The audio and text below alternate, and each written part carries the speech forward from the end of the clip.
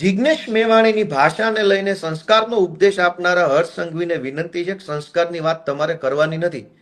તમે 2013માં પીએસઆઈને લાફા મારી લીધેલા છે અને એના પટ્ટા ઉતરાવી નાખેલા છે અને દાદાગીરી કરી અને નાગાઈ કરવાની તમે કોઈ સીમા નથી છોડી.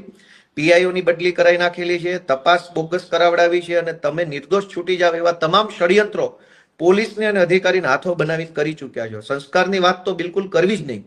બીજું કે તમે સરકારી સિવિલ હોસ્પિટલમાં જઈ અને સરકારી માણસોને ટાંટિયા તોડી નાખવાની ધમકી આપી ચૂક્યા છો, એટલે સંસ્કારની વાત તો તમારે કરવાની થતી નથી.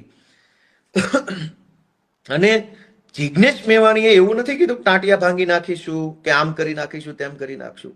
હર્ષ સંઘવી અને જિજ્ઞેશ મેવાણીના શબ્દો ઉપરથી આપણે સંસ્કાર નક્કી કરવા છે. જિજ્ઞેશ મેવાણી એવું બોલ્યા કે ભાઈ પટ્ટા ઉતારી નાખવાની આવશે.